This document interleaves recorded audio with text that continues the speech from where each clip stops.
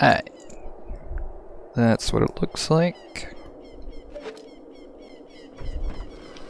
So, once you get up here, I don't know if you use the long jump strat or the goron damage boost, the second goron damage boost strat to get up here, but basically when you do get up here, you want to make sure that you're right at this corner on the ledge right here. As long as you're past that, or if you're right on it, I think it works. If you're a little too left of it, what's going to happen is Link's going to get knocked back in the opposite direction, except that time apparently. Okay, I think it was because I didn't hookshot the furthest left. So, the reason this is consistent is 1, you want to be past that. 2, you want to hookshot the rightmost part of the chest. And I think if you just keep it along the... if you just change it along the x-axis, you don't change aim along the y-axis, it should be a little more consistent.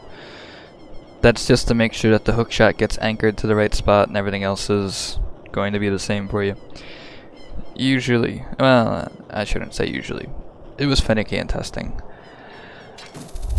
Okay, there we go. And that was a tap hookshot. It shouldn't matter. No, it should matter, because that affects the aim. So, just tap hookshot. There we go. You want to target, and then this frame doesn't matter as much from Imbued's testing. You can watch how Link's head goes back and forth. Starts on the left, goes to the right, back to the left, back to the right, and back to the left. So this frame is the first one you can input it on, but you can also wait like 14 or 15, I think it's 13 frames after. 13 frames after or so, and it should still work the same after. The important part is to just tap hookshot here, and you want to keep targeting it the whole time. Then you want to wait until a very specific frame.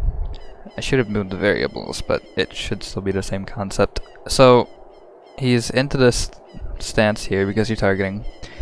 Now, you want to wait a couple frames still. You want, I think it's 3 frames from here. Yeah. So, next frame he's going to start ticking to the left a little bit, and he's going to tick one more time. This is the frame you want. And I think that a good visual cue for this frame, if you're not buffering all the frames, you're not paying attention, is you want to look at the right side of Link's hood. Now, right now it's like straight up and down, and it's, at least on my screen and on the video recording, my TV and the video recording on the laptop, it's straight up and down, or nearly so anyways. And on top of that, there's no stretching or editing, it's just a straight line. It's not pixely at all.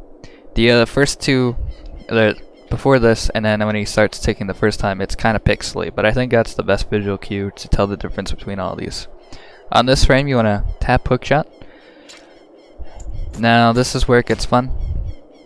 You have 1 frame to pause, and I think it's either this frame or the next frame you get to pause. No. Okay, so you either get to pause or press A on this frame. You have to pause or press A on this frame. That's why this circuit's hard. Just tap A. You only get 1 frame usually, and I think that's true of just about all positions. Maybe there are some odd spots that give you more that I'm not familiar with. I'm not really sure. Testing was somewhat thorough, but not that thorough. So you get up here, you do your long jump up, and the long jump's gonna end you like over here. So the long jump strat probably would be ideal for this, I guess. This is what it looks like unbuffered, or without KZ pause buffering.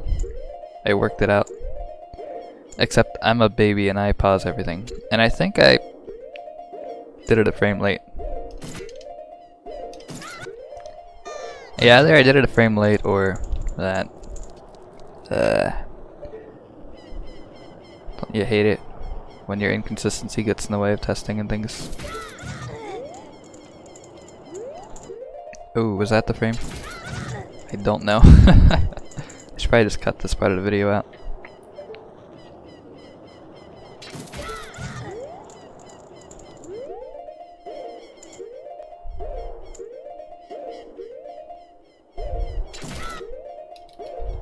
There we go. Alright. So it is possible.